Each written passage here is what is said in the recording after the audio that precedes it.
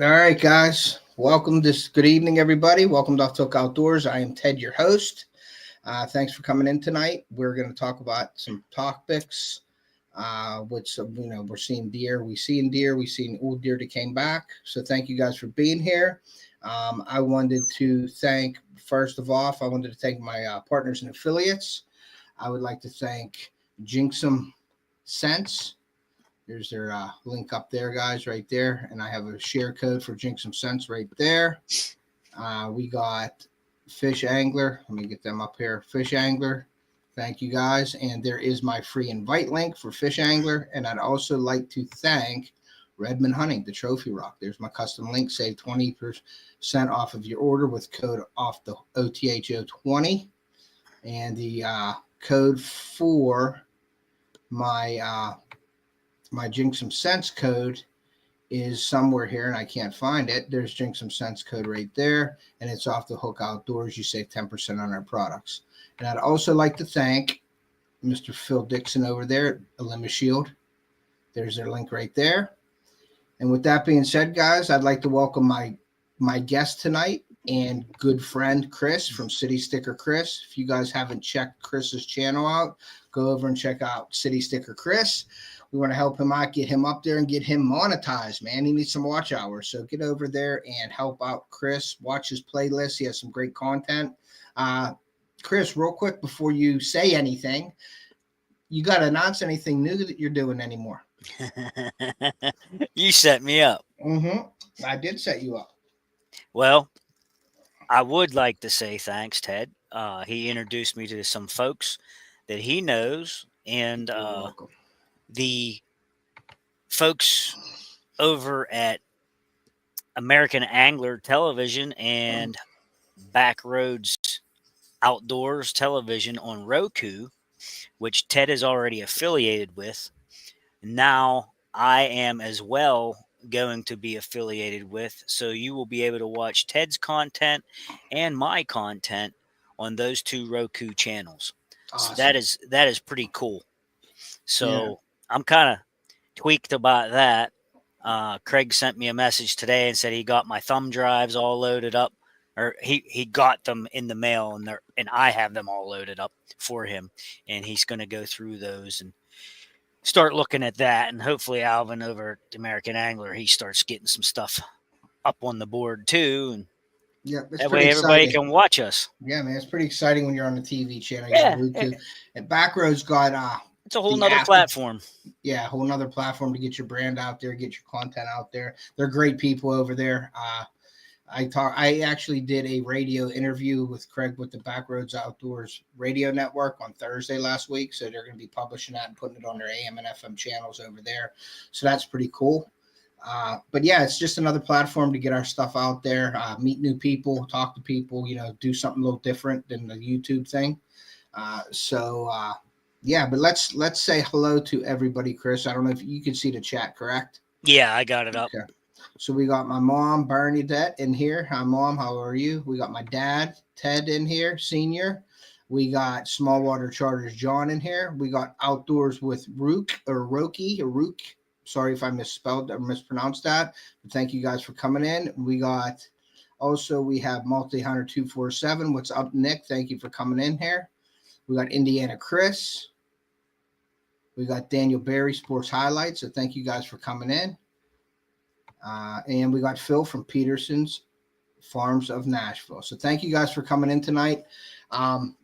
Before we get on to our topic, I just wanted to ask Chris, because he's been hunting this weekend. So what's been going on this weekend in your hunting woods?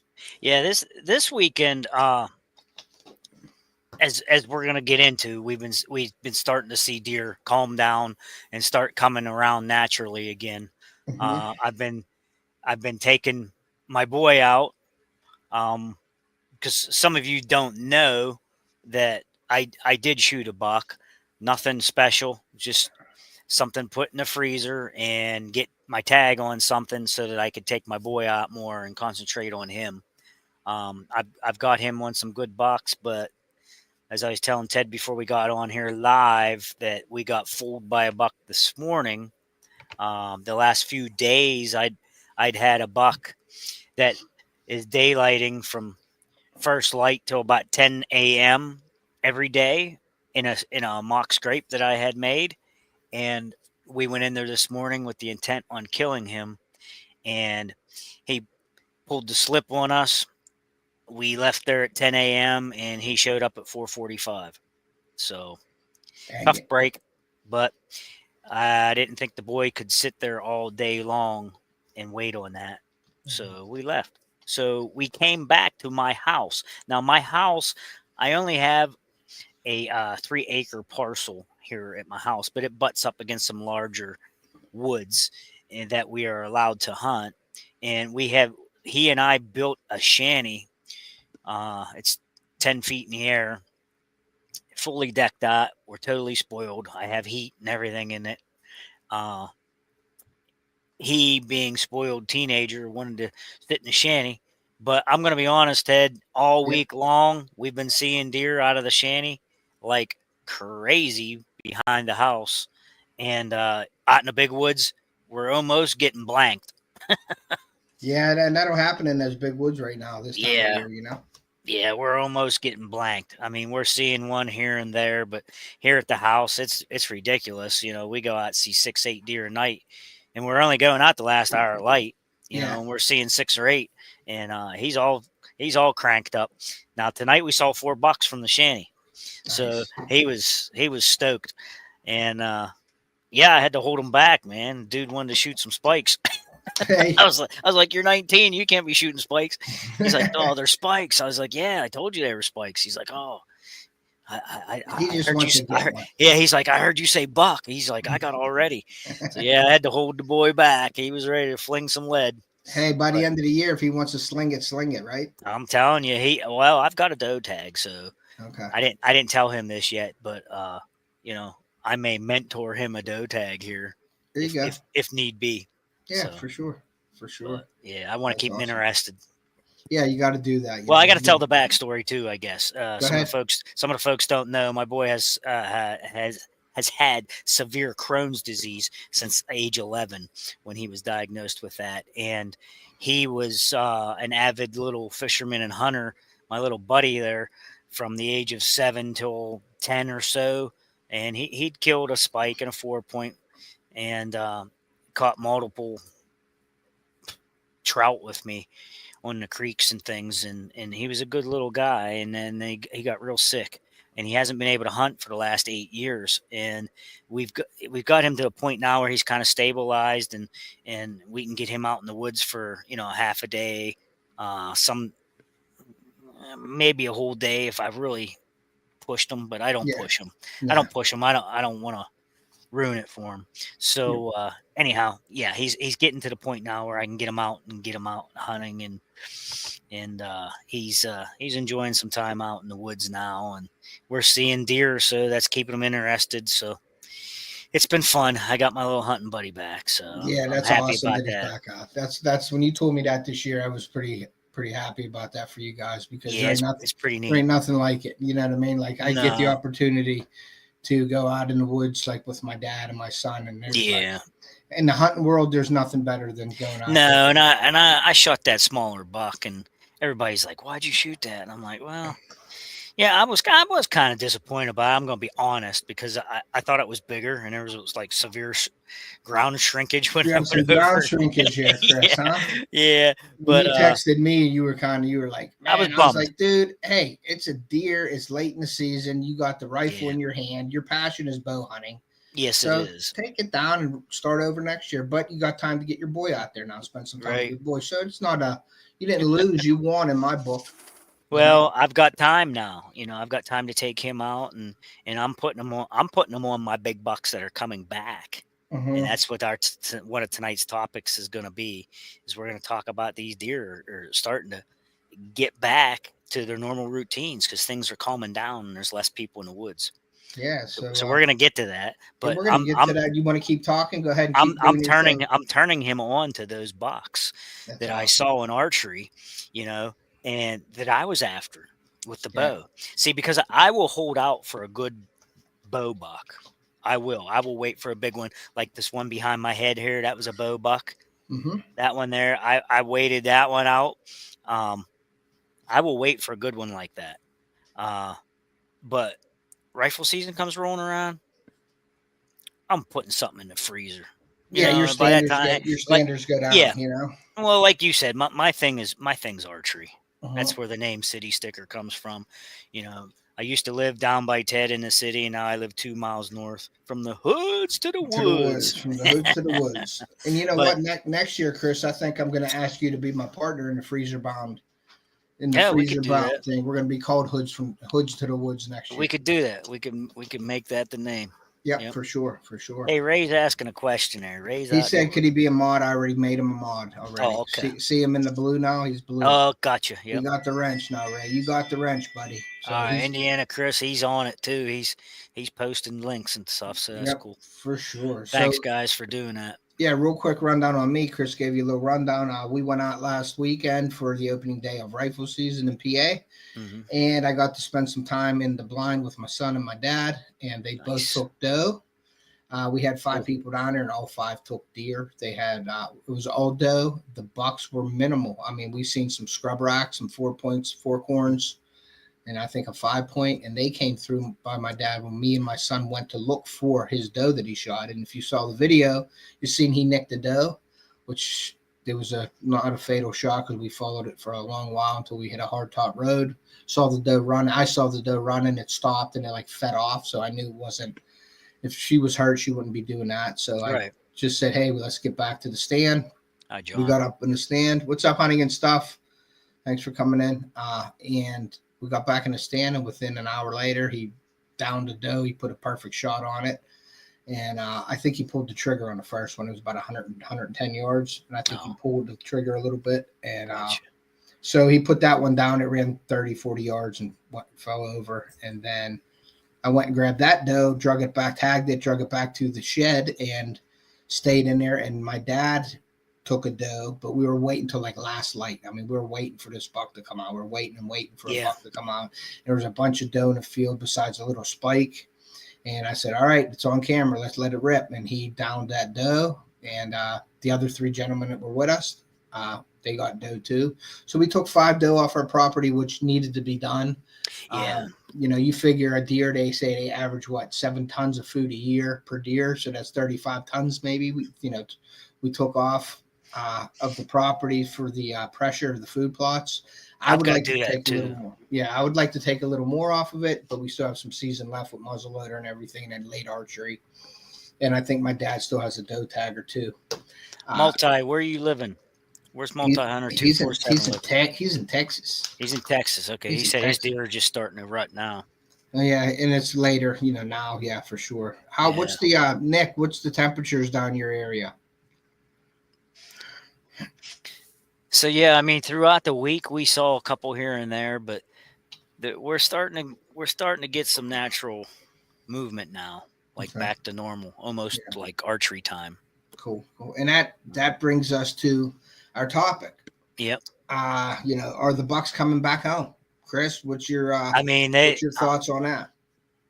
I mean, I don't know if there's facts proving this or not, but from my experience, I'm starting to get deer back on scrapes.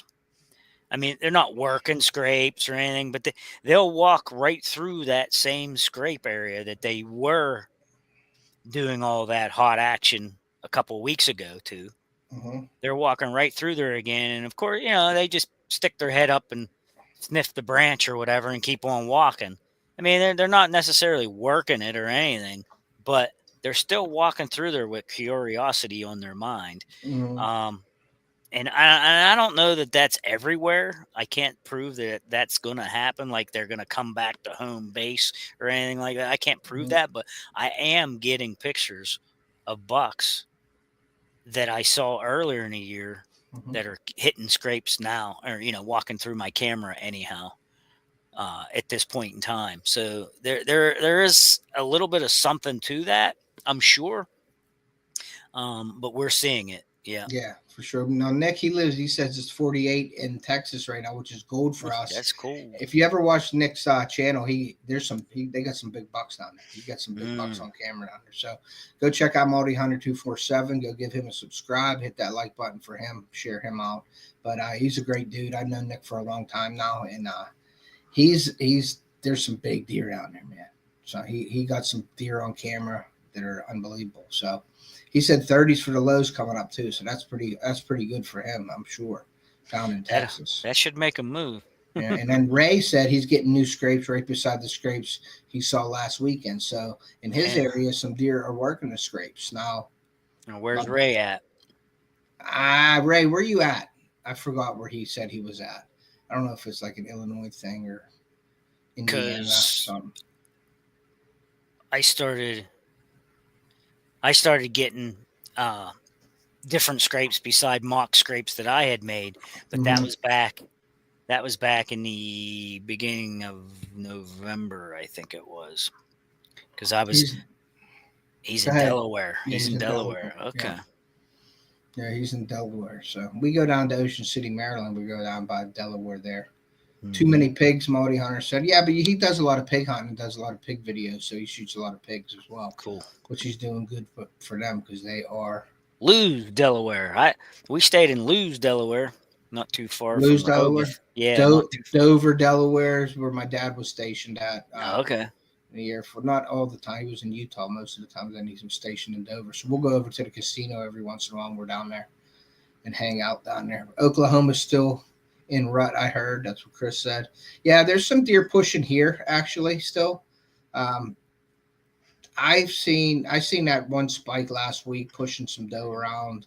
I didn't get the chance to experience the rut this year because I was done on October 16th and October 26th. So I was done pretty early. So I didn't really get out in the rut. I went down later to hang out with my buddy Bob. Batty will be there in 2 weeks, Multi. The piggy's going to get it. Yeah, the pigs are going to get it if he's there. Ray's in Greenwood, Delaware, I guess. So that's pretty cool. But my buddy Bob, the big one we call Goliath, he came back this weekend. Oh, yeah. Oh, yeah. It's a big deer, dude. It's enormous. I'm so happy for him because he called me up. It made my weekend because he was like, hey, he's back. And he sent me pictures. And I'm not posting anything yet until he gets them. And I told him I won't post any of the pictures yet until he gets them down on the ground. But he's coming back to his corn piles.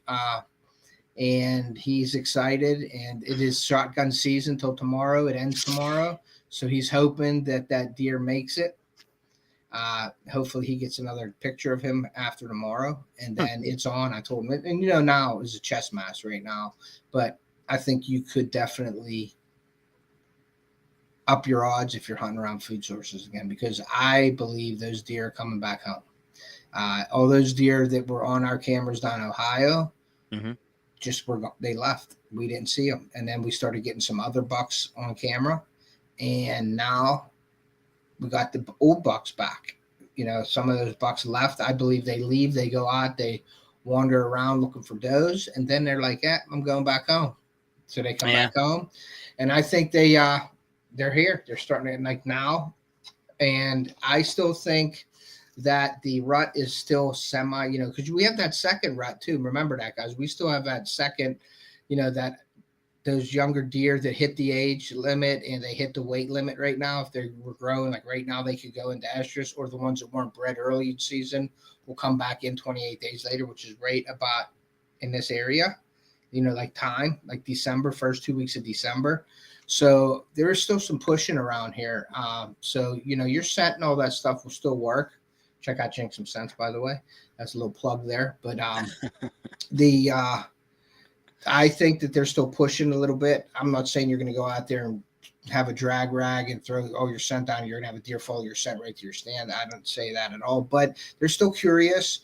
I don't think they're 100% on the food yet. I still think that the bucks are working their way back into their home ranges. Like all the pictures you were getting in, September, October, all the way up to Halloween. And then all of a sudden, like a Halloween week, they disappear on you. Halloween week's always been a good week, Chris. You love that week as well. Yeah. I had some nice bucks showing up. I got to do some product reviews with some new cameras that I got to put up down here, and I might do that tomorrow if I have time.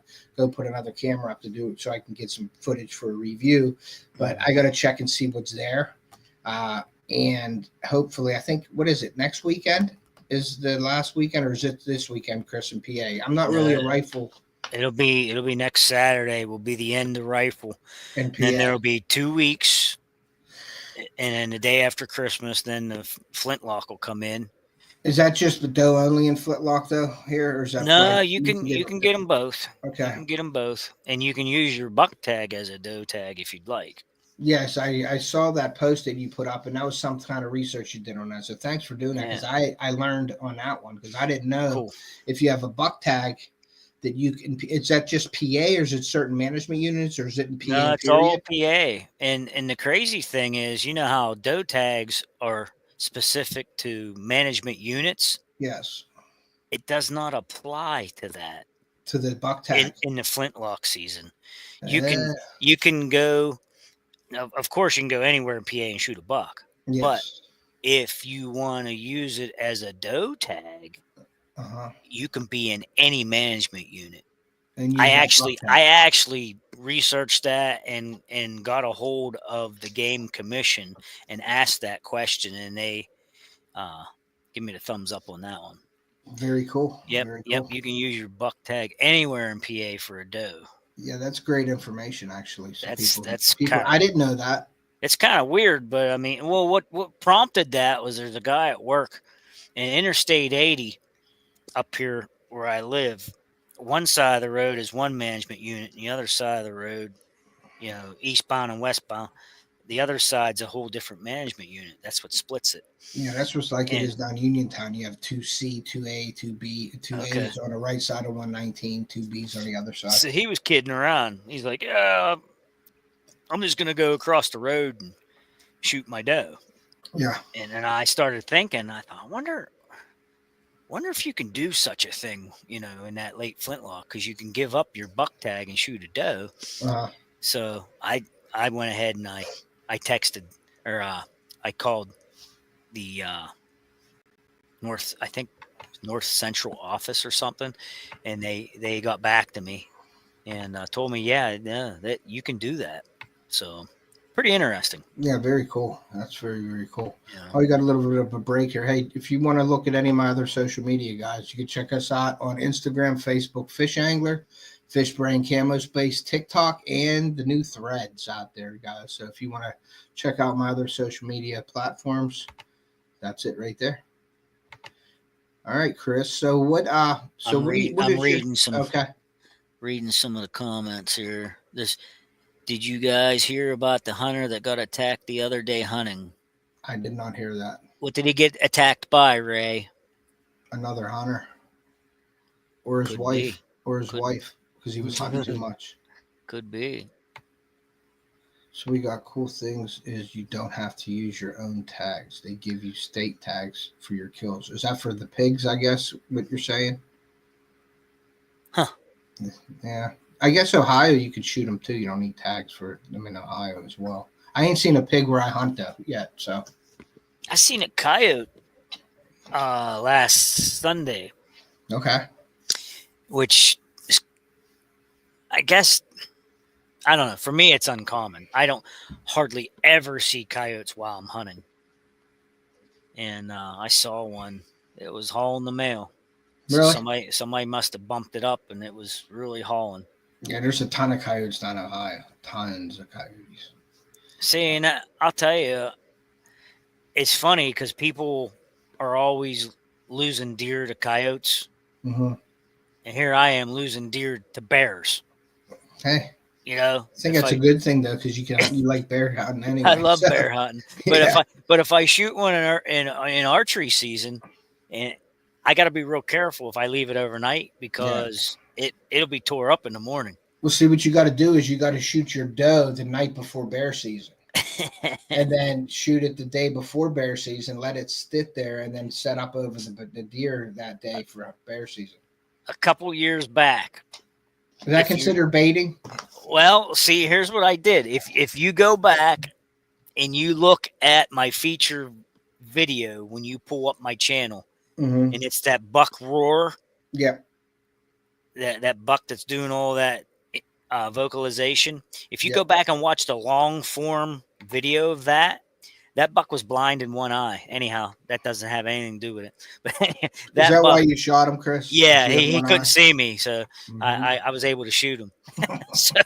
so I shoot this buck, right, and it's the last day of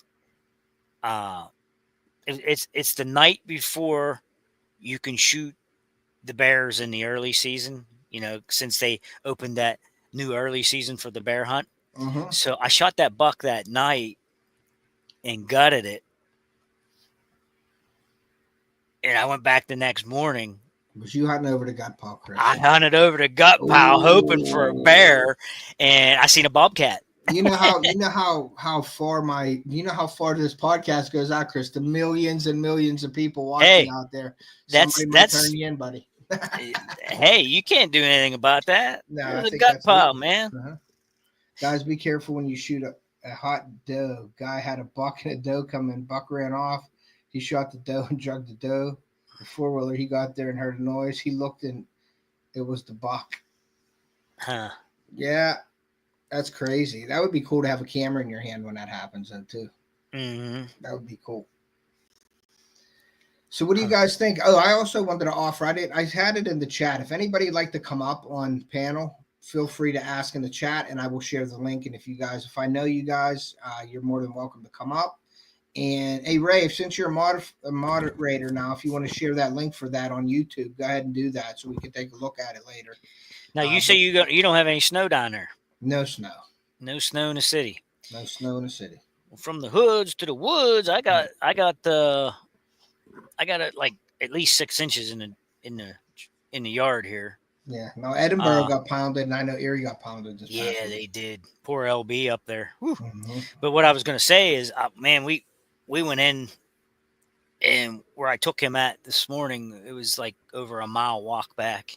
Yeah. He was whining before we got halfway there. But man, we saw so many tracks. I can't believe we didn't see any deer, but yeah. we saw fox tracks and we saw some bobcat tracks. He wasn't real impressed, but he thought that was cool. Yeah. Until you see one. I try to show him stuff, along the way. Yeah, you got to. So. All right, Indiana Chris. See you later, buddy. Thanks, buddy, for coming in. Make sure you hit that like button if you haven't. So what do you think, Chris? Do you think they're coming back? Do you think they're back? Do you think they're I don't think it's cold enough to be in those deer yards, what they consider yet. I think they're still out and about right now, acting a little bit of I haven't seen frisky. More. I mean, around where I live at, it's a tourist trap. It's a camp community basically. There's more campers, more camps here than there are permanent residents. And so there's so many blocks of woods and yards and pieces of property and stuff up against each other. And the deer yard up a little bit around here, but not like when I was a kid and we used to see like 25 deer in a row. 25 in a herd, nose to tail, just walking. It's not like that. I mean, we do have a group of 6 that run around here from yard to yard. Yeah, and they literally, come and eat your grass and pick around at your apple trees or whatever. But they're not necessarily yarding up. But like I said earlier, I think there is something to it that this time of year, all the Orange Army has given up. I think, these guys went out the first couple of days. It was nasty cold. They got a gut full of that, and they haven't been out since, or just not wholeheartedly out. Just go out a couple hours in the morning, a couple hours before dark or whatever. And they're not putting a lot of pressure on the deer. So the deer are starting to move naturally again, especially in my area here, because all these camps are bare now. There's nobody in them. Yeah. So I think they are starting to get back to natural patterns. and I hope it happens really quick in the next week so my boy can shoot something. Yeah, for sure, for sure. Yeah, like you were saying, like the Orange Army's out there. It's cold. I mean, I've seen some big bucks taken second week, in PA and stuff like that. I see it posted now. Just some people that are still shooting bucks in PA, like 2B, 2D, stuff like that, 2C. And there's some big bucks out there still. You know what I mean? That they're not hiding and they left the areas. But that first on our property anyway, we have 100 acres. I just say 100, give or take a little bit, and that first couple days when you're there. Now, if you're hunting it, then we don't want to push our property, okay? Because it's so small. We want to get in there, try to have the deer not know we're there, get in our stands, sit there all day. What we used to do back in the day was we would go out, we would hunt the morning, everybody would come in for lunch, and that's when we had 8 to 12 people down at our camp on 100 acres. I mean, that's a lot of people. But now there's only about 4 or 5 of us that steady hunt it, which is great, for us. But yeah, as a hunter, and but we used to push that afternoon, and we'd see some really big bucks. There were some deer taken over the years like that. But once you do that, you're done for that property for a while, like at least a week or two to get back in it. And rifle season doesn't give you 3-4 weeks. If you push up, you push our property, those deer know with that human intrusion, which is the worst thing for a property you can have. Yeah. If the deer know you're there, they're gonna go around you, or they're just not gonna come to your property. For those that don't know, we're Ted and I are both in PA, and we only get a 2-week rifle season. Yes. So, if you push our property, and we try to stress out with the members of our property too, you know what I mean? We the club try to get there because we have a deer management program that we're trying to keep the food in the middle, and it's working because those doe that were shot first day, it was so funny because one of the guys shot them on the end of our property. The guy that was further in our property shot one not long after that, and then a guy that was even in more in our property closer to the main food plot shot one too. And then we had deer around us all day, so they're in the middle of our property, like the food, so we want to bring them in. But if you start walking and pushing our property, good luck. You're not going to see a deer for 2-3 weeks until maybe archery season again. And after Christmas, when they get back on when they're 100% on the food bag, you know what I mean? Then you could probably get back on the deer on our property. But if you do push it, and I think that happens anywhere. If you're pushing properties, I wouldn't even hunt it for a week or two, at least 2 weeks after that. Then I would get back in, because once you disturb that deer pattern, good luck, especially a big buck. Now you get lucky, you shoot a 1.5-year-old, 2.5-year-old, but if you're shooting those 3s, 4s, and 5s, trying to get the 4s and 5s are next to impossible when you push out properties and they know that humans are there. They just go somewhere else. They don't want to deal with that.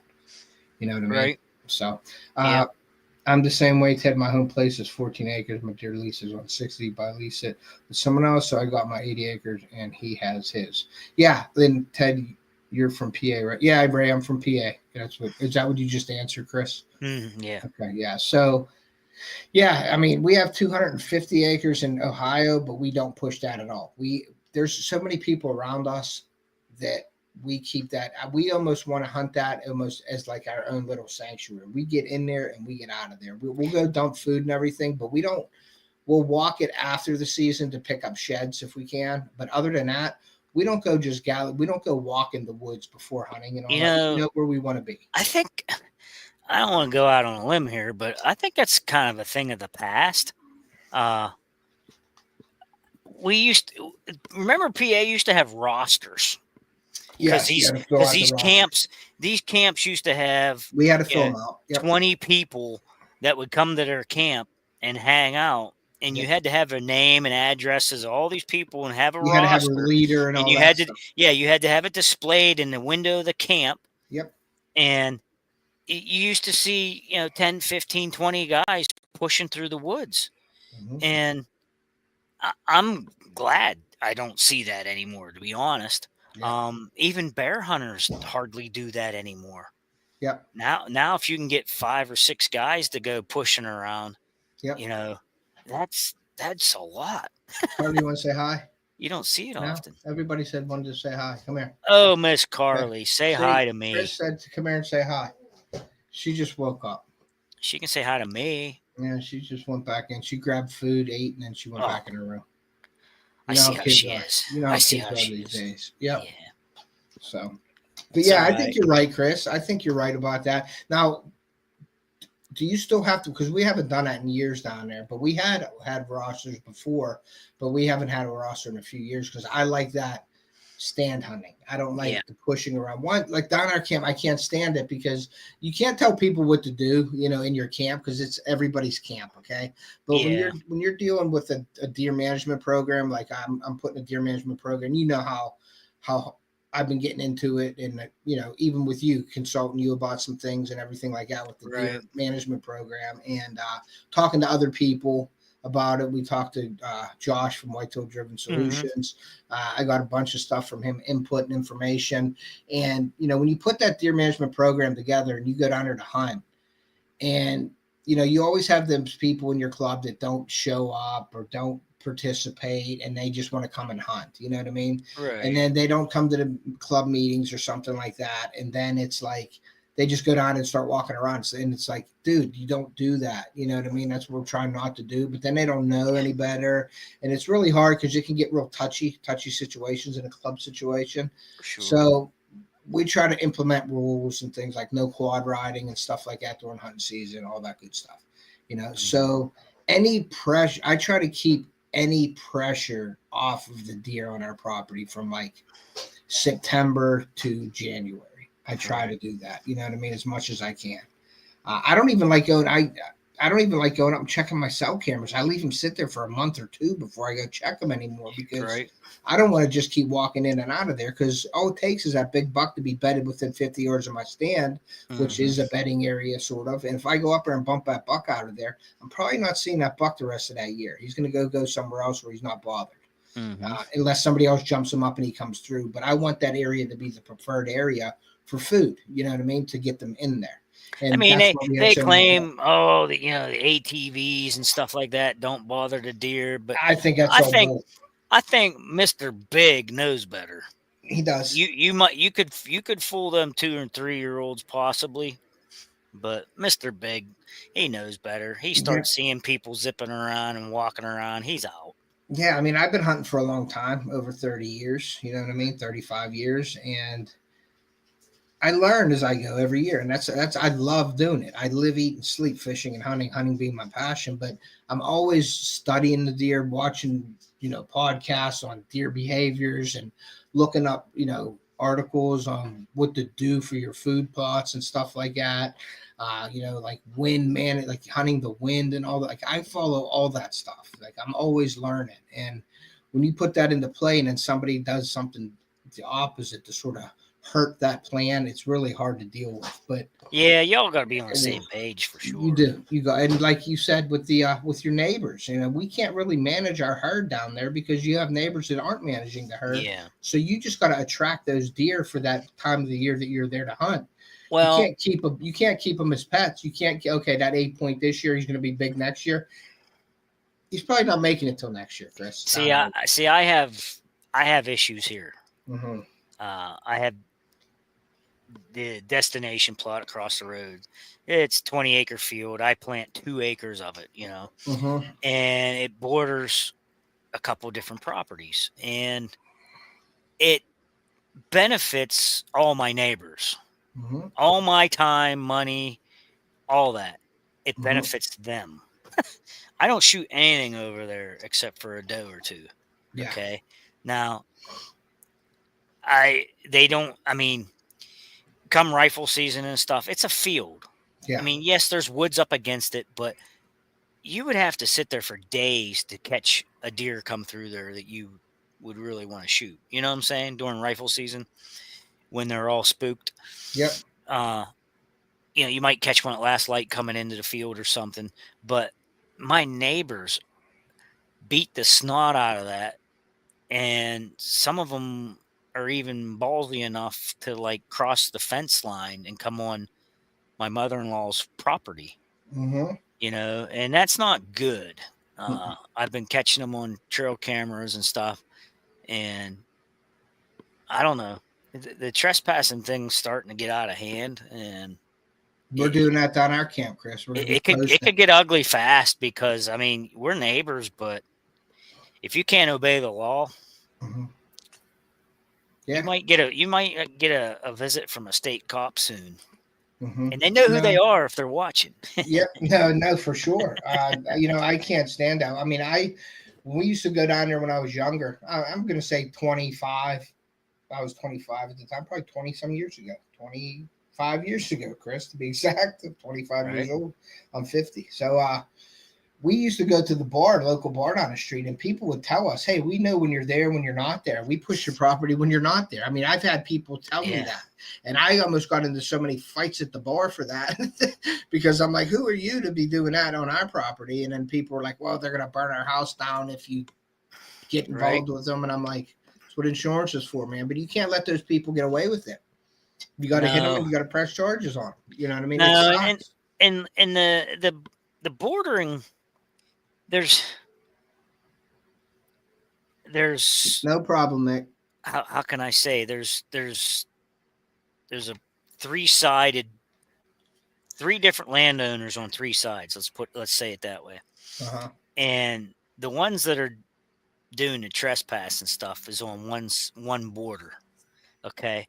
Now the guy on the backside border, he's one of the ones that can't say no. If you ask him to hunt there, he'll say, yeah, sure, go ahead. It's open to hunt, blah, blah, blah. He has posted signs up, but he'll tell you you can go in there if you'd like. Yeah. So you got this landowner on this side that's doing a trespass, and so he's allowed on the backside. So he'll walk the fence line, and then he'll go up the other side on the third side, which he doesn't have permission to be on, and that guy doesn't want him there. But he's up in age and elderly, like my mother-in-law, and they take advantage of that because they know these old folks can't come down there and give them a bunch of crap. But it's pretty ballsy because he knows I'm the one that's over there, and it's my mother-in-law, and he's taking advantage of her and me at this point. Just a disrespect thing, Chris. It is. And my daughter was up her grandmother's the other night helping her out, and she said, Dad, I went out to burn some garbage, and she said, I looked down through the field and I can see two people sitting on the edge of the fence. And they got up when they was walking down the fence line. I said, well, I know who that was. I said, don't worry. They might be on the other property that they're allowed, like Nick saying. They could be right on the fence line. They're poking into your property and shooting. They are, because they've shot them on my side of the fence, and they've drug them through the field, and it's not hard because there was snow on the ground. You see the blood stains in the snow. You see the footprints coming from their yard into my mother-in-law's, and then dragging back out to their yard, and it's really obvious. And they're just taking advantage of the situation, and it's going to have to stop.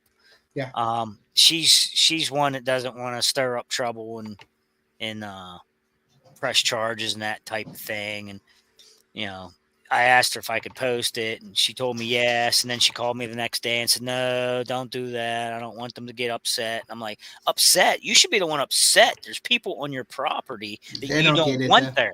Well, they don't see it. And she don't see it like you do. She don't see them out there with guns tramping around their property. You know what I mean? She don't see that like you do. I think if more people would go out and patrol their property and watch it, they would get a little more ticked off than they do from just. Well, the other night I went out 2 nights in a row, right at dark, and walked up the fence line to see if they were there, and they weren't there. I thought I was going to catch them red-handed, and nobody was there. Go up there banging pots and pans. I'm just going to go over and bang them in the head. No, I can't say that. I hear you. But, they're just opportunistic. Let's put it that way. Yeah, they know when you're there and not there. When the people are doing wrong, they really pay attention to what everybody's doing around them. You know what I mean? So they don't get caught.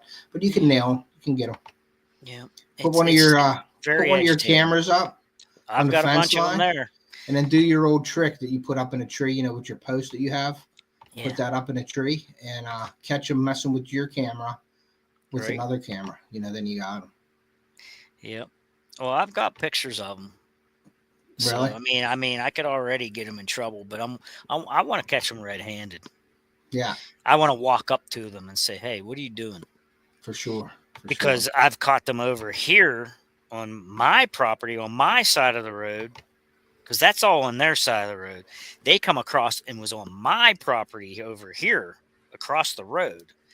And I was up in a tree stand archery hunting, and they were shooting at squirrels. And they were shooting in my direction. BBs were coming through the leaves, and I was ducking for my life. So I got down as quietly as I could, and I snuck up behind him, and I screamed at him. It scared them. Good. And it was him and his two boys. Mm-hmm. I said, "What are you doing?" "Oh, well, the neighbors told us there's lots of squirrels back here." I said, "You got no squirrels on your side of the road?" Yeah. I said, "Get out of here." Yeah. I said, "Get out of here." I said, That's crazy. This is all posted over here. There's no reason for you to be over here." Yeah. I said, "Get." I don't go on their property. They've got it posted and purple painted. Yeah. Did you see John's little deal thingy here with his? What did he say? When he lived in North Carolina, he found out his buddy was hunting on his side of his property, and he was flaunting all his deer. And John was sick to his stomach. I will call him bragging about going to Bob for 5 days, not knowing I was cutting my own neck. So he would tell him he was going to Virginia or whatever, and the guy would sneak on his property. That would be a deal breaker for myself as well. Well, I had a bad issue there for a while. I used, before I moved here, I still lived down there in Pittsburgh, and I would come up the weekends up here to camp, and I was taking guys hunting with me. Mm-hmm. Well, one snacks. My wife just came in with snacks. All right, Miss Sue. Yep, she just brought snacks. I would take this one fella hunting with me, and ended up, as the season grew on longer and longer, because our archery season's liberal, it's like 6 weeks. Yeah. As the season went on, I was seeing no deer from this spot. And one night I was climbing down out of the tree, and I thought, my stand's like rubber coated, and you can't even tell I climbed a tree. And I had all these chunk marks in the tree. Here, the guy was actually climbing the same tree that I climbed. Really? And they were hunting it all week long.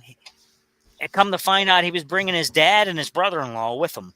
There was 3 of them hunting my spot all week long. And I would come up on Saturday and try to hunt.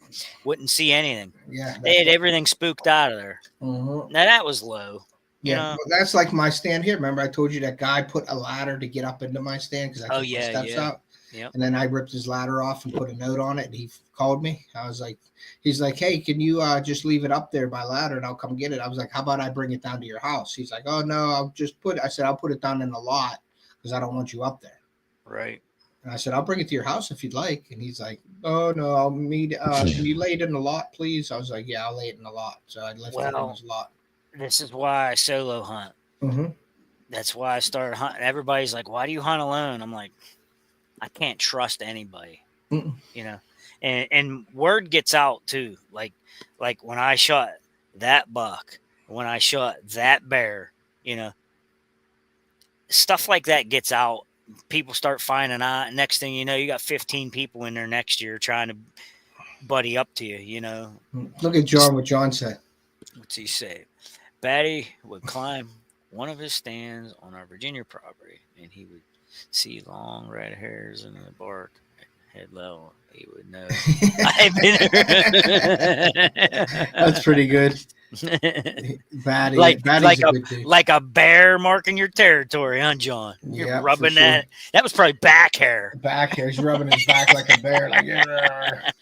That's great. That's awesome. Yeah, we've had some issues. I've had some issues with some feces at the bottom of my stand or in my stand, and I had some issues by my house with the guy. And I walked up there one day, and that's when I wasn't in the right frame of mind. I put a little baseball bat in my pants, and I walked up there and all that stuff and walked past the stand. And yeah, it was back in the day. It got pretty crazy, but now I'm just like, I'm going to go find my spots. I got private spots now. If you're there, I get to tell you can't be there. And I have at least in Ohio where I can tell you, you can't be there. And that's all I want. And I have my property down at the club where I can take my son. I do all my work that I love to do with the food plotting. And I love to do that. Don't get me wrong, but I don't concentrate my hunts down there because I don't have this time to be in all the spots. So I concentrate on making it for like to help my dad and my son get a deer down there. Yeah. But recently, I've been seeing some nice bucks down there. I'm going to start hunting down there. Look out when I start hunting down there. Well, we built this elevated shanty down here, and I got way too much money in it, by the way, because it's got crown molding and all kind of stuff. And yeah, I put all kind of stuff in it. Oh wow! Steel door locks and is that when the wife heater? That's when the wife kicks you out. You can go live down there, dude. I could live in it. I seriously could. Nice. But yeah. When I originally built that was for my boy and for my dad. Yeah. Because dad just, he just turned 80, but he's not able to do anything anymore. He can't hunt. So he only got the hunt out of it, maybe half dozen times or something before he started getting bad. And like I said, my boy helped me build it back when he was 11. Yeah. He helped me build it. A third hand anyhow. He can't do a whole lot at age 11, but it's still the idea. He was out there helping. Yeah, he was able to hold this or measure that, or know. So yeah, it's nice having it though. I mean, like Monday, Tuesday, we're expecting 100% chance of rain here on top of the 6 inches of snow we got. It's going to be pretty crappy. He's like, Dad, we can go sit in the shanty. It'll be nice and dry. I'm like, you're right. Yeah, well, that's good that he wants to do that too in that weather. That means that tells you that he likes it. He wants to get out. Well, I told him. I said, there's still deer got to still eat. They're gonna move.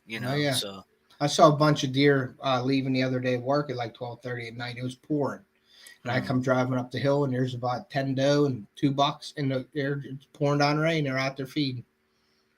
Yep. See you, Multi. All right, Nick. Thank you for coming in, buddy. I appreciate you. If you haven't hit that like button, please hit it on your way out. Thank you, buddy. Good night. Hope the kids feel better. So that brings me to another little topic, Chris, that I wanted to talk about real quick. Are you okay for time? Yeah. Okay. Cool. I got a little bit. Yeah, that's the way my dad hunts: recliner, coffee pot, and all that stuff. But I built that thing probably over 20 years, huh, Dad? We built that over 20 years ago. We got to actually re-anchor some of the flooring down because I can't stand creaks and nicks. I can't stand it. That's my dad. I will be in there. Stop moving. They can hear you creaking. This chair squeaks. I'm like a nutball when I'm in a stand. And my boy does the same thing. He's fidgety. Yeah. Well, I'm just saying, even if I think that's why he likes the shanty. Because he can get up and walk around and move. Yeah. He can walk. You put him in a tree stand where he can't move. He's unbearable. Yeah, I like, what I like watching? It's funny that you said that with the movement. With people doing the lives and stuff from their hunting spot and they're out in a tree stand and they're talking and they're moving their hands and they're live and they're moving the camera. I'm like, you're probably not going to see too many bucks that way if you keep doing that. You know what I mean? Not for a while. Like keep it to one spot. Don't move and don't get crazy. And they're moving their hands and doing all this stuff and talking. I'm like, I do it. I keep it right there and I'm talking to it, but I'm looking around and talking. It's kind of a boring live when you're hunting because you don't want to move that much, And no. I just see people doing that. Nah, I'm afraid to do a live in a tree. Yeah. Well, here's the other topic that I wanted to talk to you about, Chris. I know you said you couldn't stay on real long, but it's almost an hour, about 53 minutes. So I want to hit this topic real quick. Okay. And I've been. If you guys haven't checked out the Bracket Show, and this is this is why I wanted to bring it up on my live because I've heard them talking about it on the Bracket Show. Chris Bracket, yeah, great podcast, guys. If you want to learn some stuff, go over and watch Chris Bracket on his podcast. I think he's on episode 21 this year, and he just has some great information. Everything makes sense that he talks about. So just if you want to learn about deer and deer hunting, go over and check out the Bracket Show for real. So. They were talking about when to shoot a doe, or would you shoot a doe now, and like when would you shoot would you shoot a doe early in the season, or would you wait till now? And people were saying, well, their deer are bred, you're getting rid of all the deer that the deer could have next year, and all this stuff. So, what's your view on here's my take on this? Okay, I have a big population of does, and we need a little bit of control here. So my take on that is, since I need to control that population, so this is going to make real sense to you. I'm not going to shoot a young doe because eventually that doe will breed, and when they're young like that, they only have one fawn. when you get a mature doe, she's already bred. You're not only taking her out, but you're taking the 2 babies out. That's 3 miles you would have to feed next year. Okay. Mhm. So I'm going to take a mature doe.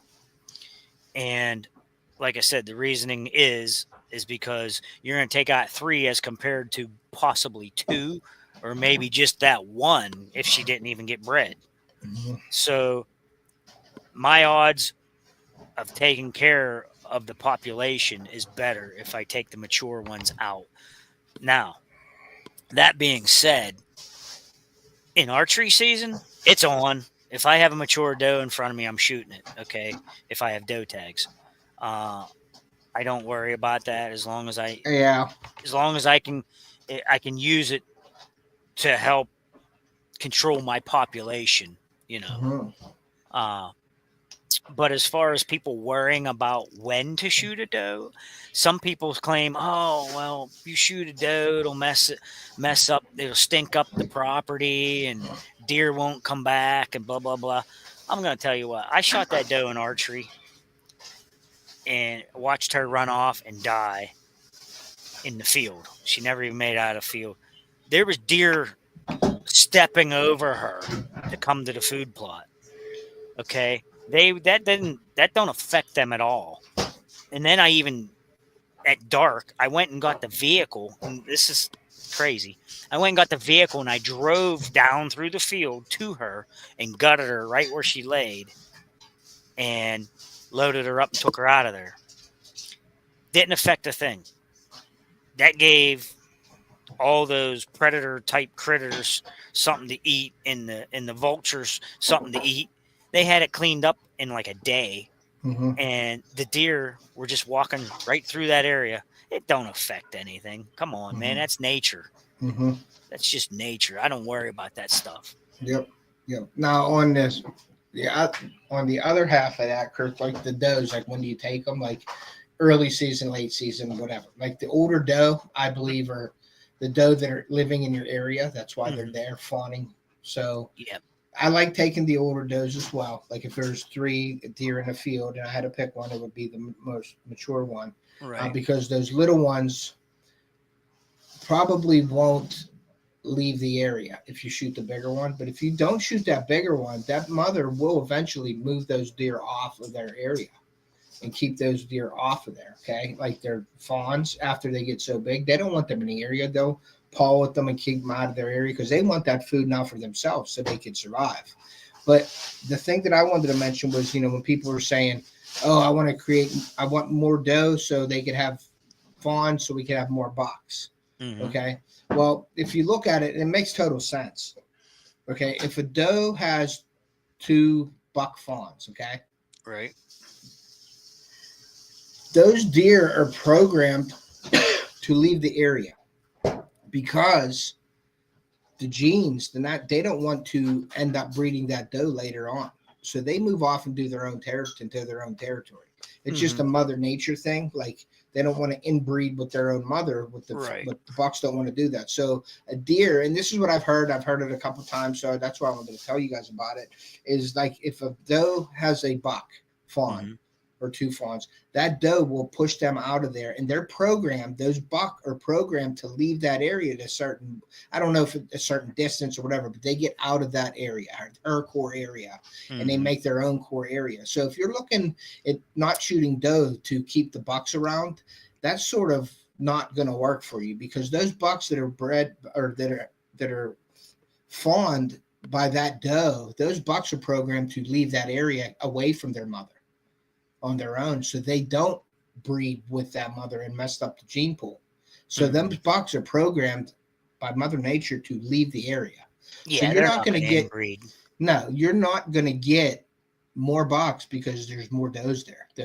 They're going to take. They're going to leave the area so that, like I said, Mother Nature, they're programmed to leave the area so they don't inbreed with their mother in the years to come. They leave that area and get out of there. So if you're saying I'm saving that doe because she's going to have bucks, well, them bucks are probably not going to be in the area that she has. Did you ever hear anybody say, "Oh, if you see three deer, it's this mother and 2 fawns, and they want to shoot the mom and get her out of the picture, and that way the fawns will stick around. You ever heard anybody say that? Can you repeat that again, Chris? Because I wasn't listening to you. Okay. I was watching the chat. I'm sorry. You're my guest in here, and I wasn't listening to you. How's that? No, I've heard people say, when they see a mama and 2 fawns, usually they want to take out the mama, just because that'll cause the fawns to stick around and make that their core area. They won't leave. I've heard people say that. I don't know that that's true.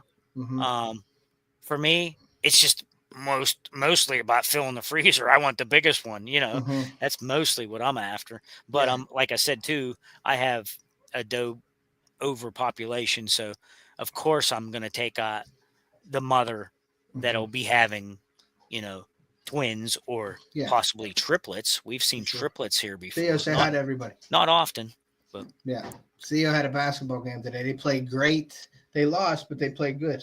Say what's up, dude. Hello. Hey, Theo, what's happening, bud? Chris said, "What's up?" Hi. Doe Slayer. Yeah, deer slayer. He got 6 deer in the last 3 years, man. He's on a roll. He's killing it. Yep. He's killing it. Next year, he's going to come down and do the food plots with me, though. Or he ain't hunting. Yeah, no, I'm just kidding. Work them. Next time I go up there, I'm building a pond. You're building a what? Pond. Building a pond? You want to build a pond up there, a watering hole? Yeah. For sure. He wants to build a watering hole in the Pappy said hi, and Mima said hi. Hello. But yeah, I think, like I said, it's nature. It's Mother Nature. The bucks are not going to stay around their mother to put for possible breeding. The bucks leave. So if you want to manage the herd, shoot the doe. It don't matter, because if you don't shoot the doe, she has the bucks. They're not going to stay there. They're going to leave that area. If you think about it, it makes perfect sense. And I heard that on the bracket show, and I've heard that before. And Chris, the bucks move off. The bucks move off because they won't breed. They won't breed in their night. They don't want to inbreed because that will screw up the genetics. Yeah, that's a God-given thing. I mean, and that's anywhere. That's anything in Mother Nature. You know that humans, whatever. Inbreeding causes defects. Yeah. So they don't want to inbreed in Mother Nature. They move off and get through their own territory and mate with other does. And so when people are saying, I want to build a buck, I want to have bucks next year, I'm not shooting does. Well, that's totally, if you think about it, totally makes sense. They're not going to stick around there. You know what I mean? So, and I don't know how I feel about, like you said, with the not necessarily being the biggest doe. I like, and it makes sense to me anyway, is if you have a mature doe. Now there's a matriarch doe and there's mature doe. The matriarch doe, comes in the field and all the doe put their ears back and they move off and stuff like that. But a mature doe is different, I think, obviously, than a matriarch doe when I'm talking about that. Okay. The matriarch doe you take out because they're getting older. You know what I mean? They've been there, done that type deal. But the mature doe I think if they're there feeding and they fawn their young on your right there where you're at, because a doe doesn't travel like a buck. You know what I mean? Like a doe don't go out and make a new home range this year. If the food's there and the cover's there and the water's there, the doe aren't far from there. You're going to have your resident doe more than like your resident bucks. They stay close to food. Yeah, you're going to have more resident doe than resident bucks. Put it that way, okay? For sure. You have the doe that bed closer to the food. Then you have the bucks that bed behind the doe. So the bucks are out there like, okay, you go to the food first. If you get whacked, then I'm not going to go down this way. That's what they do. I swear they think like that. I don't know. And that's what they do, okay? So if you take out that mature doe that's been there, done that, and is comfortable on your property, maybe I'm thinking too far into it. If the mother's gone, does the little one stay there because they know it's safe, or they don't know it's safe there now and they leave? But they know they have food there because they've been fawned by their mom there for a while. Because hunting season, they're half a year, almost a year old by then. Okay, so do they leave the area because their mother's gone? Or do they make that their home range because their mother's gone? That's what I mean. People say that. They say that they make a home range out of it because I think I'm going to have to just tackle because that's where they were fawned at, and that's where what they know. Yeah, like and you let said, me there's know in the already chat. food there. Let Yeah. us know in the I chat kind of on believe that it. one. I kind of Yeah. believe that. I might have to tackle a doe this year, Chris, and tag it and see what happens. Well, I I'll mean, put one of them what are them little tags? iPads or What are them eye little tags. Yeah. eye tags? I might have to tag. shove an eye tag in a deer's ear or something and keep an eye on it this year. But yeah, I think I mean, I kind of agree with it though, because I've actually done that. I've actually shot the mature doe with the 2 fawns and watched them 2 fawns come in every night and feed. Yeah. Now we And got then, and eventually they would just start following another group. Yeah. And they would tag along, Okay. with another mother and some fawns. But Yeah, do you of see course, that in your property though? That other mother, I like do. you'll see the 2 groups of deer. I do see. Like from hunting down there, I've seen a couple different pods. I call them pods of doe, like not herds. I call them pods because it's a mother with 2 doe, a mother with 3 doe, or whatever, or fawns. Right. And then when you have a food plot, you see that, Chris. You probably see it all the time. You'll get a group come out of this corner of the field and they're working their way over. You'll get a group over here. They'll come out, and then they get together, and you see that mother of the other group will paw the 2 that are there to get them out of there, or even the doe, whichever one's more mature. Yep. They get them away from them. You know what I mean? But you take that mother out now. Do them 2 doe get accepted by this one because it don't have a mom, or does she can tolerate them, but just they tag along, but they're tolerated. And then sometimes if they don't want to tolerate them, they whack them they will whack them. Yeah, they will whack them. Yeah, because I very rarely see a mother the mother. Well, it happens here a lot because, like I said, I'm usually shooting mature does, and they're being abandoned because I'm taking mom away. Yeah. But I mean, they're of age to make it, and like I said, a lot of times they tag along with the other groups, and I mean, a lot of times they're just tolerated though. Yeah. Not necessarily accepted. Yeah. But they will. They don't get ran off. They don't get run off. But eventually, after a year or 2, they become part of the pod. Yeah, I got you. And do you see John? He said he thinks survival instincts are way more important. I 100%. Yeah. 100%. Yeah, but like I said though, that matriarch doe, I'm talking about a different. Well, and that's part of the instinct too, though. See, because the more eyeballs you have, the safer they are. They can watch out. They can watch after each other. Yeah, I agree with that. I mean, because once that one stomps, all heads come up and they're all looking. I mean, so the more eyes and ears they have, those instincts kick in. Yeah. I mean, sometimes the more the merrier, I believe. Yeah. I guess you're safer in numbers, basically. Yeah, for sure. Safer. Now, when you're saying about the stomping and stuff, I had an experience this year. I had it on video. And I was sitting there and a buck came out and I had doe around me and the doe busted me. Like I wasn't paying attention to the doe behind me because I was paying attention to the buck. And I moved my camera and I'm moving and the doe just pinned me and started snorting.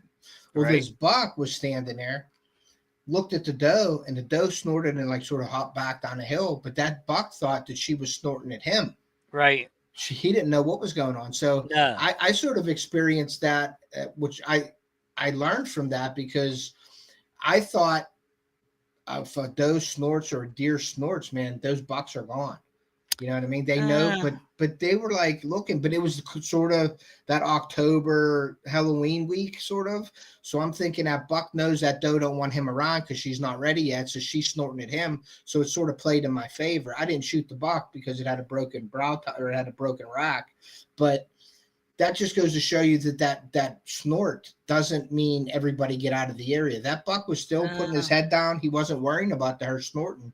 And she did it multiple times in my video. You could hear it maybe 10 times. And as she moved down the hill, she was snorting. But he thought, I think in that situation, that she was snorting at him, not really danger.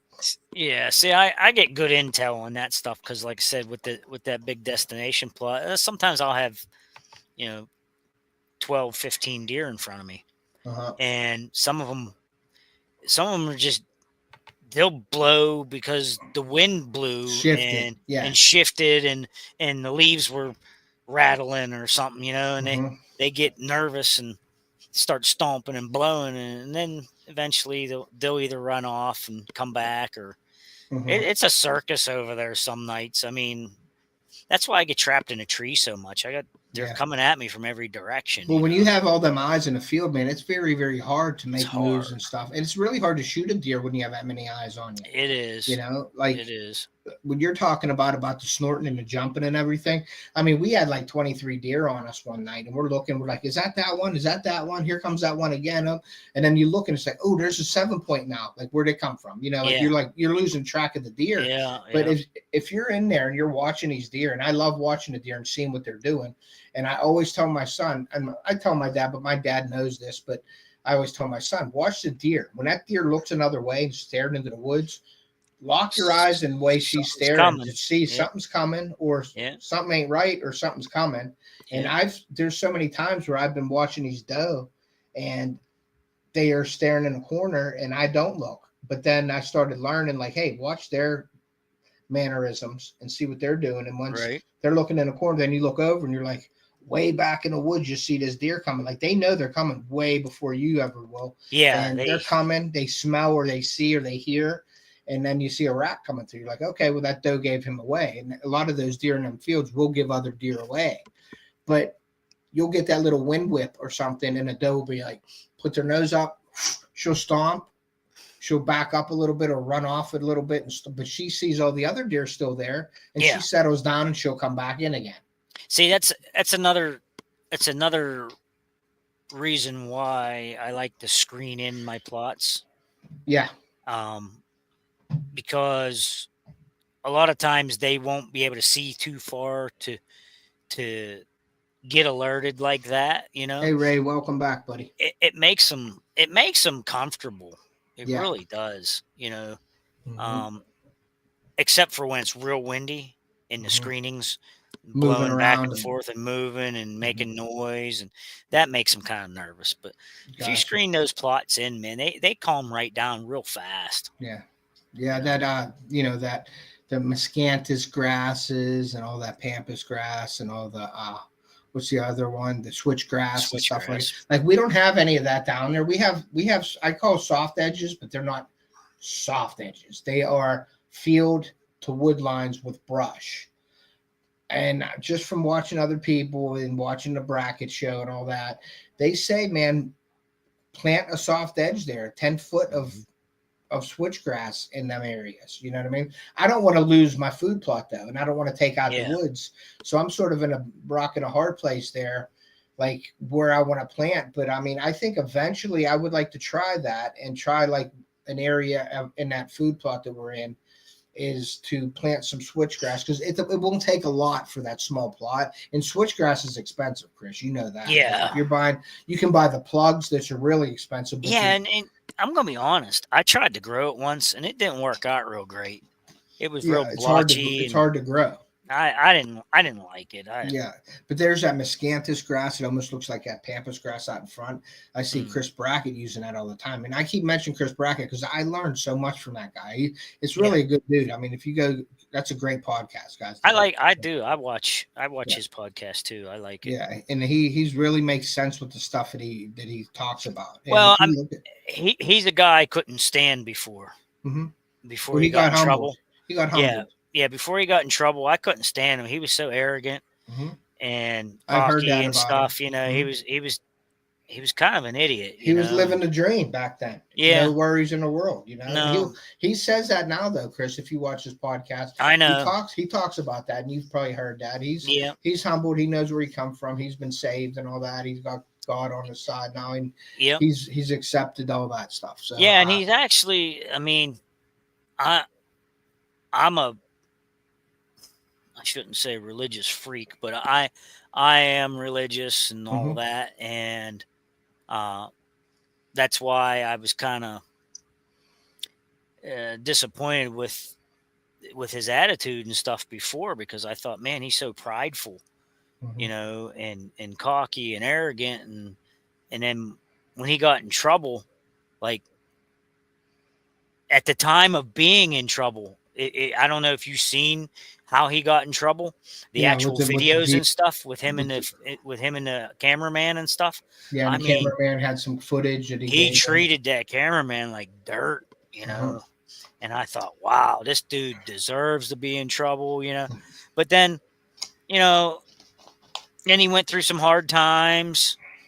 He was with another woman or something, and that didn't work out because he got in trouble and was, I guess he was drinking, and there was rumors that he was beating her and all this stuff, Yeah. And you don't never know what to believe. Uh-huh. But now, at least I like what he's saying. I mean, he comes out and it's like a no BS type of like a show.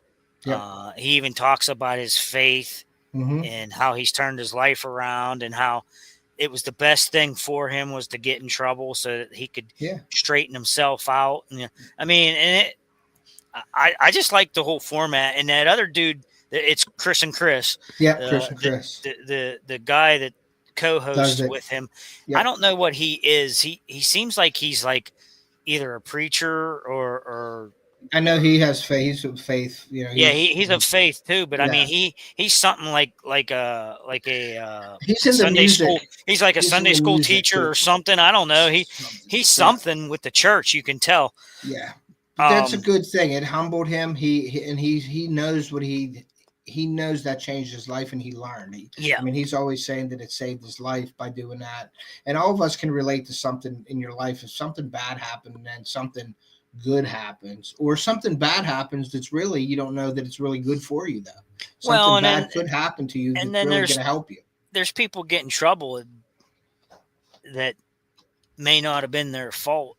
Yeah, and that was kind of a weird situation too, Chris. And you get an X on your back for a while. Well, they had to make a target of him because he was so high profile in the hunting industry. They made an example of that guy, of him.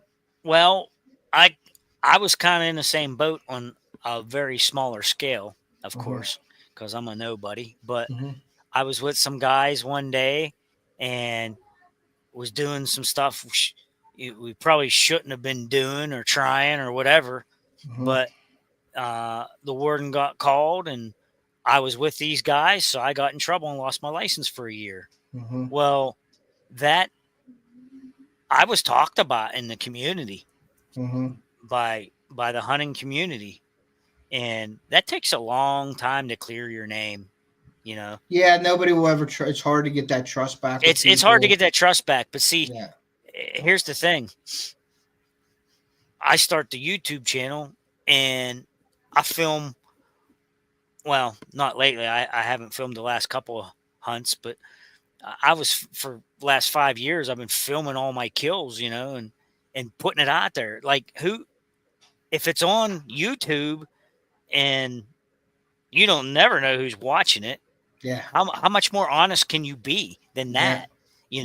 You put it out there and people see it. You're not hiding anything. No, or people will pick it apart too. If they think you're something fishy, you'll get that slack back. But I had a guy tell me, "Oh, you didn't have enough orange on." And I'm like, well, I don't know. Yeah. I'm not going to argue. I'm not going to argue with you about how much orange I had on, but But yeah, someone's always being hypercritical. For sure. That so happens.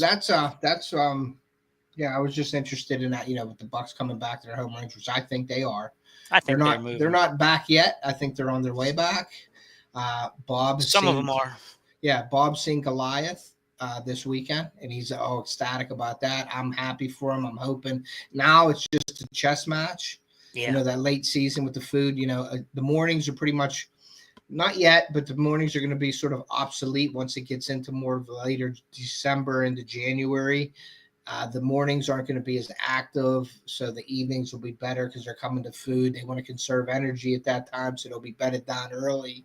They'll be in their beds just about all day, besides getting up to stretch and feed a little bit and browse. And then they're going to hit the main food sources, the last couple hours of the evening there. So I think, if anybody wants to up their game a little bit, I think you hunt when you can, obviously, because some people don't have a choice. If they have to hunt mornings, they got to hunt mornings. I never say don't hunt the mornings, and you hear that all the time with people. but I was always a morning hunter. So that's the only opportunity that I have had. But, get out there. I think now is going to be pay attention to your cameras. In hunting, I think your best shot will be hunting the food in the evenings coming up here real soon. How was your experiences in the morning so far this weekend, Chris? Was it good? I've had some pretty decent action in the mornings. I've had it, Ray. I normally hunt evening spots. Mm-hmm.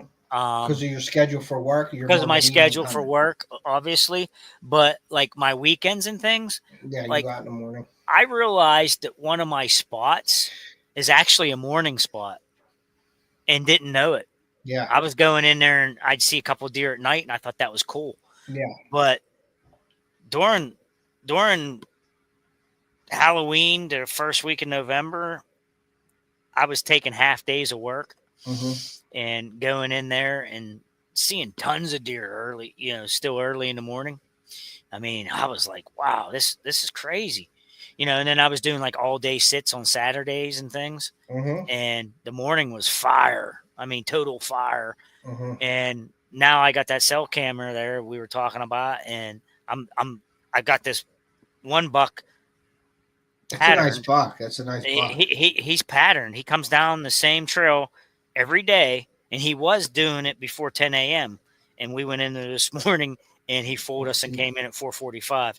Now, do you think he caught some wind to you, or I bet you he did. I bet you he did because, coming in there with a flashlight in the morning, and I got my son with me. You think he's? Yes, I think he's bedded on the next. What's it called? Bench. I think he's on the next bench below me, which is only 100 yards away. Okay. And I think he probably heard or seen something and just didn't come around for a couple hours till he knew we were gone. And that's something too, Chris. Like that's something like that I've been paying attention to the last couple of years that I really haven't is entering and exiting your stand. Yeah. In the morning, going in, tromping through, just because you think it's dark out. I mean, deer see in the dark just like they do in the daytime. I mean, so going in, people are making noise because it's dark. They think it's dark. The deer can't see them. They're going in, not paying attention, stepping on twigs, breaking stuff, rattling their bags around, and using the white light. I can't stand the white light in the mornings, like the headlights in the woods. The deer can see that 10 miles away. I like using the green or the red light. If you even have to use the light, I try not to use the light at all, only when I have to. But if they know you're there, man, they're not coming around. The big bucks won't. I don't care what you do. And you're going to say, oh, I don't have any big bucks on my property. I guarantee you have a big buck on your property. He just knows when you're there. Yeah. So you gotta, now, like today, if I didn't have my kid with me, I would have been in my tree stand, and I would have went dark to dark, and I would have shot that buck tonight. Yeah, because I would have just waited him out because he's been there every morning this week, and then he comes in tonight a little later. That's the beauty about cell cams. I would have killed him. I would have killed him. That's a nice buck. So, and there's why I texted you last week and was a little upset. I was upset with myself that I shot that smaller buck. Yeah, I was like, because I know if I would have just waited a little bit and been more patient, but it's all good. Like I said, now I can take my boy out and concentrate on him. Yeah, it's a win-win still. You got a deer and you're got the time to spend with your boy. Yeah. Me too. But I could have killed him. He's a good one. Like me, when I shot mine on the 16th, that Halloween week, man, you seen that 8-point, that 10-point that was there. We put the special sauce in there. The special sauce. And you know what? I just made a huge batch of special sauce. Well, send me some special sauce. I need a whole batch. But the special sauce we're talking about, and you got to pay a lot of money for Chris to release that to you. I do know the secret, but that was the week I put the special sauce in that scrape. Yeah. And that vine scrape there, and I had really nice 8-point and a very nice 10. And then I had the 10-point standing there, and I have the camera footage of it. the 10 point was there and sort of went to walk and chase a doe and stopped and ran. And then in the background, I seen a bigger buck, but I couldn't make it out. It was like 20 or 30 yards away from the camera in the shadows. And I see this rack with this deer with his head down walking past. And I'm like, oh man, if I got to get him on camera.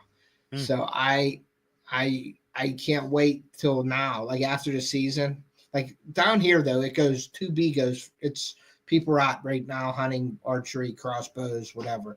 But I like when it's cold because it keeps a lot of people out of the woods as well. Yeah. You know, so I'm hoping that these deer, well, there's 3 of them in there I know that are shooters this year. So all I need is one of those to make it for next year. So I think my odds are pretty good that at least 1 out of 3 is going to make it. It would be better if all 3 make it, but I'll be happy if one of those bucks make it, which I think the odds are really high of them, one of those deer making it.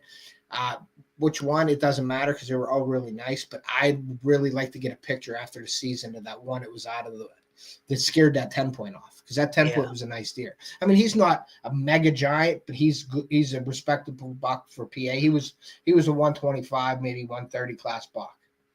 That's great for here. Yeah, and the 8 point was probably in the 110s, the 115 maybe.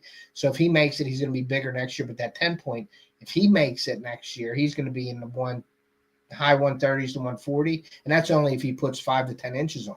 Yeah. But that bigger one, it was in the background. He just looked like he had a thick rack, and he was walking. He was a big deer. Yeah. I need to get him on camera just to see. Now, a few years ago when I shot my 8 point there, my bigger 8 point there, I was dragging him out down the hill, and there was a buck. It had to be 18 to 20 inches wide. And it was standing on the lower path, and it just watched me. I drug it down. I mean, it was 30 yards in front of me, and I'm like dragging this deer down, and it's watching me, and it just snuck off and went down low in the path. That's why I always talk about in my videos that low path. So now I drag a scent drag through that path to try to get them to come up the hill, because if they're down low, they're about 70, 80 yards away from me. I'll never see them come down through there and behind me into that thicket. So I try to jinx them up the hill with the jinx of scents to get them up there, if they get curious to come up that hill.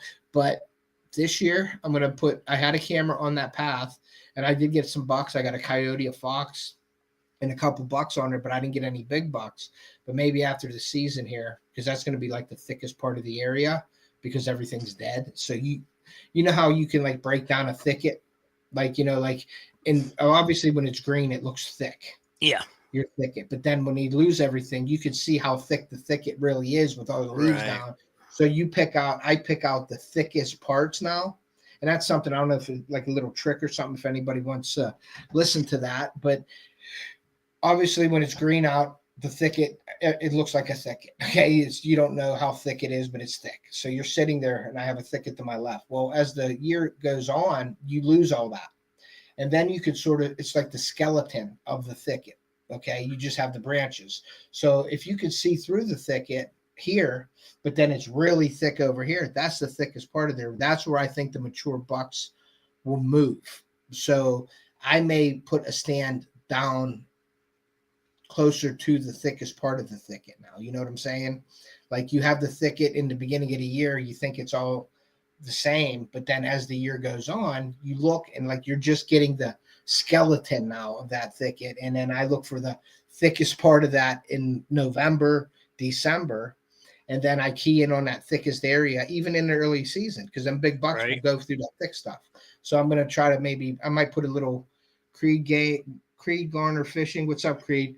But I may put a stand closer to the thickest part of the thicket and find some paths in there. You know what I mean? Well, I definitely collected some good intel this year as well. Mm-hmm. I mean, there's 2 stands that I hunt during the rut. And I'm conservative on how close I get to the edges of these ridges that go down over to another bench. But next year I have to be more aggressive and go to the edge of that next bench and set up. All right, Ray. Good night, buddy. That's where I seen all the action, all the action was coming uphill to the bench I was at, but they weren't getting close enough to me. Gotcha. Yeah, you learn every year, man. You learn something a little bit different. No matter. Like I said, the one spot I learned is a morning spot, and I have to be more aggressive at it. I have to Do get you write down the hill notes? 70 more. I don't. I just You don't take just notes. You put it in your no. head. Yeah.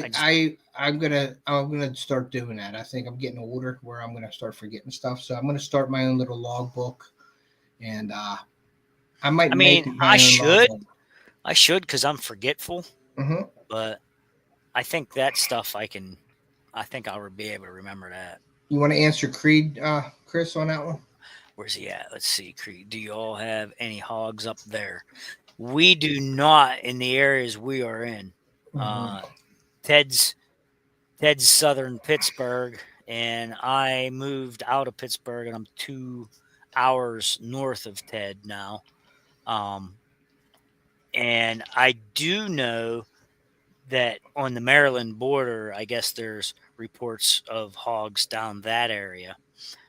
So no, they're not in our area here, which I think that would be fun to hog hunt, but I don't want them here because they just tear stuff up. Yeah, and I was thinking the same thing. It'd be just another animal to hunt with a bow and stuff like that. But my little food plots down there will get tore up. They would root them up. They would root up our land so fast with food down there. Like we would be Yep. fighting a losing battle with the hogs. Well, yeah, because our deer normally on a yearly basis are scrounging. You know, Mm-hmm. if you had those in there, oh my Lord.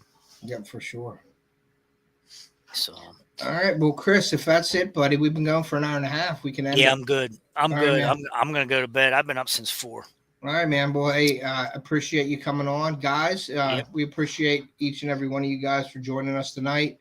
If you haven't hit that like button, please hit that like button. If you haven't subscribed to my channel, please consider doing so. And if you haven't subscribed to City Sticker Chris, please consider doing that as well. And let's watch some of his stuff, put his playlist on. He's looking to get the watch hours to get monetized, so please help him out. Chris is a great resource for you guys if you're looking at food plotting or looking to shoot small bucks. You can check out Chris. That was a jab. That was a jab. That was a jab. I had to put the jab in there. But no, Chris is a great dude. He's a great friend of mine. So we'll be doing a lot more of these. Hopefully, Chris, we're going to be doing some on your channel soon. Yeah, I'd like to start doing some of that.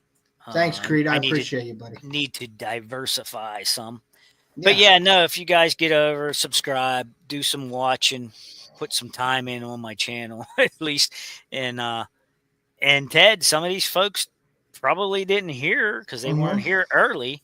Yep. That they are going to be able to watch your channel and my channel on RUKU coming soon. You're already there, but they're going to be adding. Yeah, they're going to be adding me to the American Angler Outdoors Network. Yep, American Angler Outdoors Network, and then also the Backroads Outdoors TV Network. Chris will be on there. I'm on there right now, but Chris is going to be putting his content up there really soon. The Backroads Outdoors Network is they're on Apple TV, Fire TV, and Samsung, and RUKU. The American Angler Outdoors Network is on RUKU, and I believe Fire and Apple as well. So go over and check those out. Yes, Creed, check that out. Yep, for real. Yep, Creed, that's cool. Yeah, he said that's cool. But yeah, you can go over on your TV right now. All you got to do is sign up to those networks. They are free to sign up. All you need is an email, sign up, put your password in, and you can watch all the creators that are on there. Chris will be on there if you're not on there yet. I haven't checked it out yet, Chris, to see if you were on there. I don't know if he added me in yet or not because I just put my content. You just gave him all that? Yeah, give him some time and be on. Content. But yeah, it's kind of cool to see yourself on the TV, so that's awesome. I did do a radio interview. It's going to be on the Backroads Outdoors TV radio station here. I don't know when it's going to be aired, but it's coming up very soon. If you go to I could probably share that, Chris. Yeah, why don't you share them links? Creed's asking, and I don't know the exact names, so I give him some vague names there. Let me go. I'll share them right now. Here. Just we won't close it out yet till I share it up. Hold on one second. Cool. Let me get where they at. Okay. He's gonna put the actual link up for you, Creed. Yeah, I'll put the links up here. Where the heck are they? Okay, here's the link copied. And then we're gonna make it happen this year, Ted. do or die. Mm-hmm. You and I are going to get together and make a fishing show For sure. We're definitely going to do at that. the lake. Yep. We're going For to sure. collaborate, and we're going to film it. Yep. And What's Ted's going got on a here? Ted's got a honey hole, and we're going to go smash some bass together on it. Yep. American Angler Outdoors Network. Hold on 1 second. I'm just doing this from my phone. Good. It's going to So take yeah, me a second. we're going to get together, collaborate on the lake, and we're going to make a cool video. Yep, for sure. For sure, we will do that this year because you're not far away from Edinburgh. And then let's see, that one's See on you, there. Dad, Theodore. See that. Thank you for coming in. Appreciate you. Let's see where I did share the American. Now we're going to do the. Okay, we're going to do the Backroads Outdoors Network next. Let me get this up. Sorry, guys, I'm doing it from my phone. You got the Backroads. I'm just going to hit Backroads on here. Backroads Outdoor. I'll put it all on Outdoor Network. Did you ever see these, Ted? Well, you're busy. How about the viewers? Anybody ever see these? I saw those. You see these? Yeah, they're warm underwear or whatever. The 12-hour Yeah. heater. Yeah. Yeah, You're still associated with those guys? Well, I sent them a message earlier in the year, and I said, I got to apologize because last year I tagged out so quick that it you didn't didn't get to use them. It didn't even get cold out. That's the one thing, Chris, about the products and affiliate programs and stuff It's hard. like that. It's hard to fit it all in.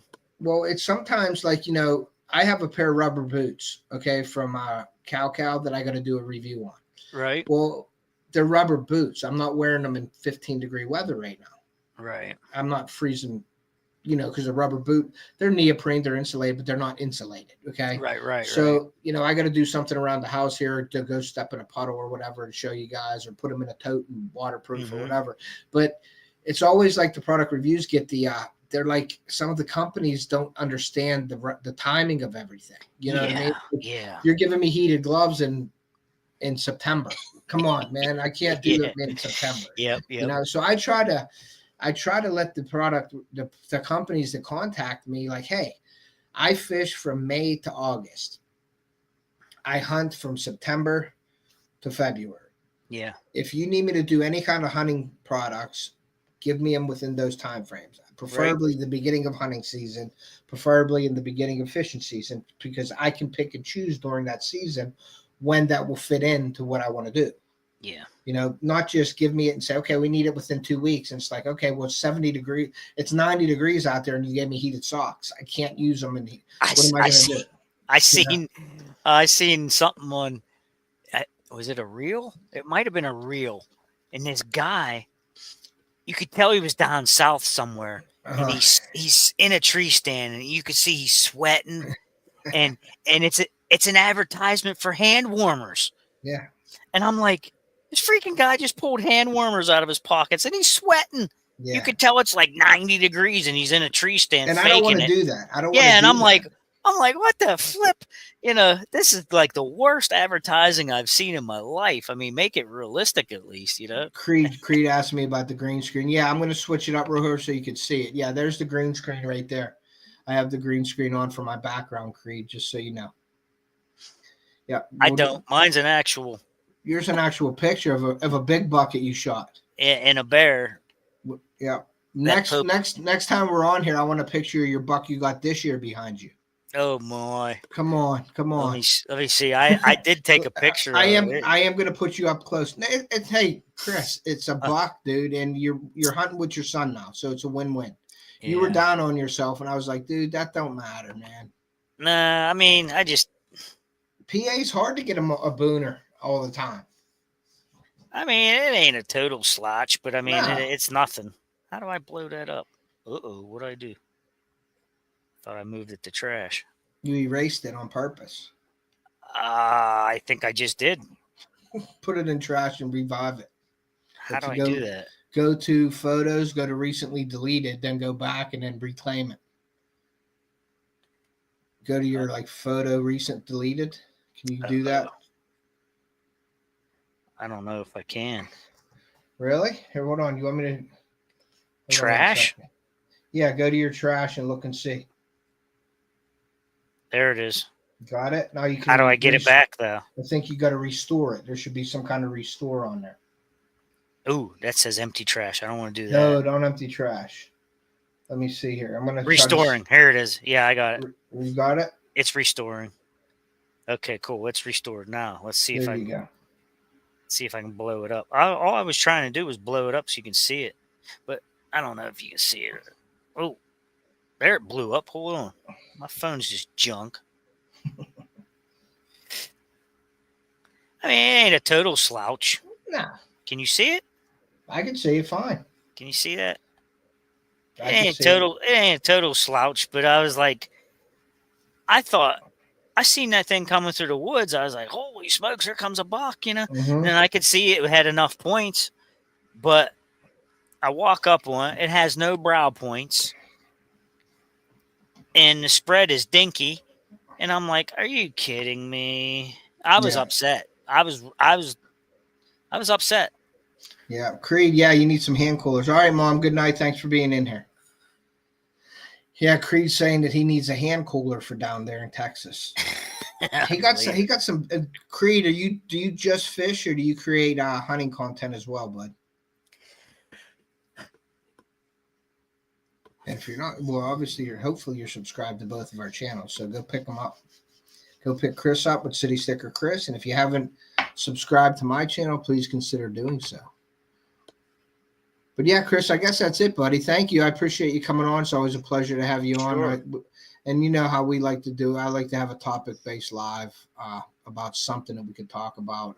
And I always offer when we're live is, people that want to come up, if they want to come up on panel, they are able to do that. So keep that in mind next time, guys. Whenever you have, a question, if you have something you want to put out there, just in the chat, all you have to do is request to come up. Might do some hog hunting content later in the year or early next year. That's awesome, Creed, for sure. But yeah, if you guys want to come up on panel, you're always more than welcome to. Just request it in the chat and we'll bring you up here and we could chat about whatever topics you want to talk about. But usually I do base my lives off of a topic. So we'll be talking about that majority of the time. And then we'll ask people what they think. Yep. Long time. I know I've seen you before. Definitely going to sub the City Sticker. Yeah, that's awesome, Creed. Sweet, Thank you so much. If there's a moderator in here, could you please share City Sticker's channel? Let me see if I can do it real quick before we leave here. So he has it and he can go right over to the link here. Yeah, do me a favor. If you go over and sub, leave a comment somewhere or watch some playlists or something. Need some watch time. Yeah, I just subbed to you now, Chris. Sweet. Hold on one second. Let me put this in the chat here. There we go. He's a tournament bass fisher, he said. Nice. That's my kind of guy there. And here is City Sticker's link right here. Go over and check him out. It's in there now. Nice. Yeah. So, all right, guys. Well, good night. Thank you guys for coming in. Chris, enjoyed it. Good luck. Hopefully you and your son bag a doe or a deer coming up here real soon. Keep me posted. We will be doing some more lives throughout the year here with Chris on my channel and probably on his channel. So keep an eye out for that.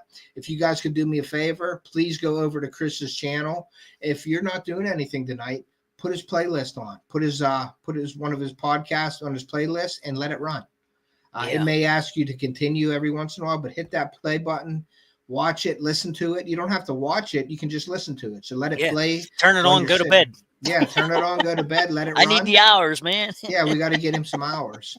So definitely go over there. Longtime friend of mine, great friend of mine, Chris. Good dude. A lot of information on his channel about food plotting, deer hunting, bear hunting, things like that. So go over and check him out. And that's it, Chris. All right. All right, guys. Go see the family a little bit and then head to bed. All right, man. But like I always say, guys, take a kid fishing or hunting. We want to preserve our sport and pass it on to future generations. And we will see you. See you guys. Thanks for coming in. Thanks for subbing.